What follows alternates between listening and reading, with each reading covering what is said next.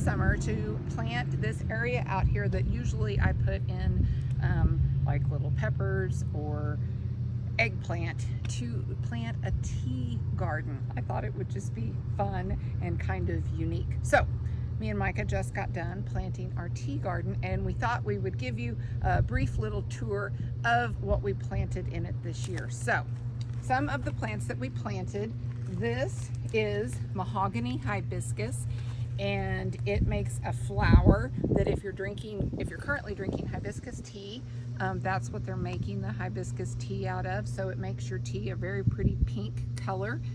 It's also very good for high blood pressure. We did some marigolds in the front, and you can use the marigold bloom in your tea. This next plant right here is actually lemon verbena. Lemon verbena will get quite tall. It will get about 3 to 4 feet tall and about 3 foot around. It has a white bloom on it. The butterflies love it. It has a very distinct mild lemon fragrance. Works really good. The leaves can be dried, steeped for tea. Also, I used to have a customer that would use the lemon verbena and make lemon gelato out of it. I'll show you kind of what I'm holding. We're gonna plant some mints, but if anybody's been out here to ever buy mint from me, you know I've told you that mint is aggressive.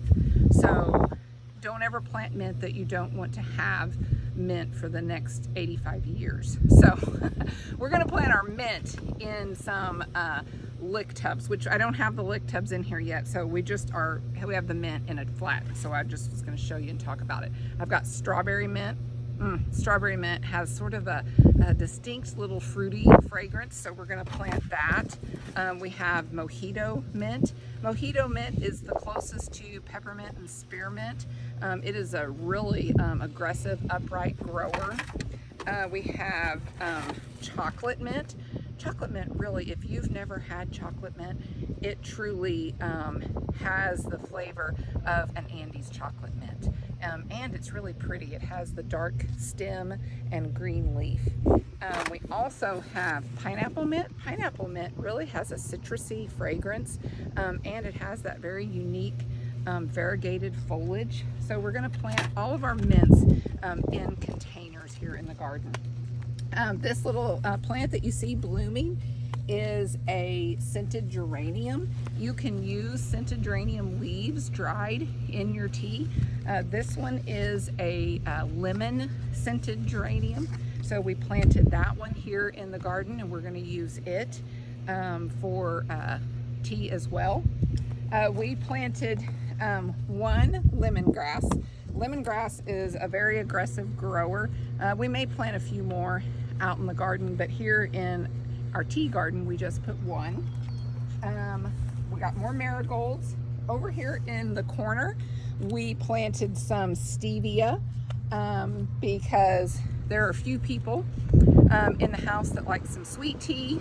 My son-in-law, Ryan, and my husband, they like some sweet tea. So I thought it would be fun to have some stevia leaves for occasionally to make some sweet tea instead of just unsweet tea.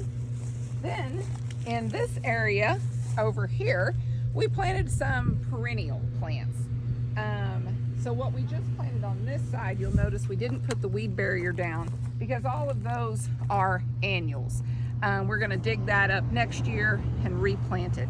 This area is perennial. So we put some weed barrier down, cut holes in it. Now, the 2 end pockets are sage. That's really not a part of our tea garden. I just wanted some sage planted.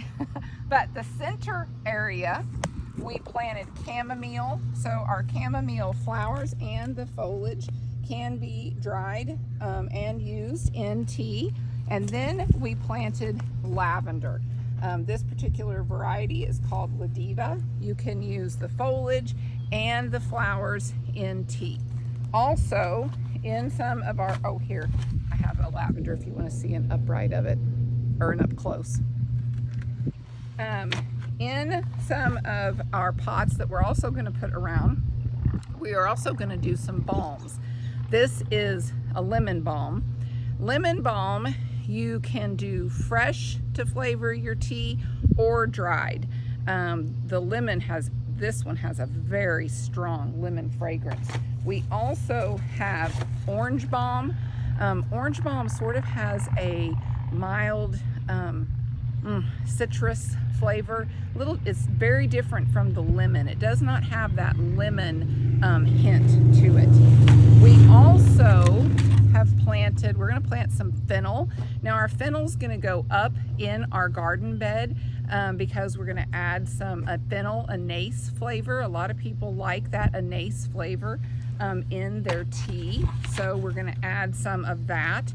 And then over here we already have this little corner bed planted. We have some of the pineapple sage. If you've never planted pineapple sage, this foliage really it's a very distinct fragrance that truly is a lot like pineapple.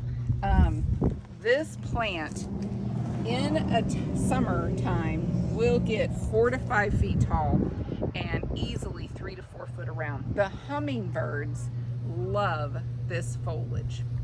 You can take the leaf and if you could mince it up very small, it does have a bit of a rough texture, but it is really, not just in tea, but it's really good in a fruit salad with watermelon and cantaloupe.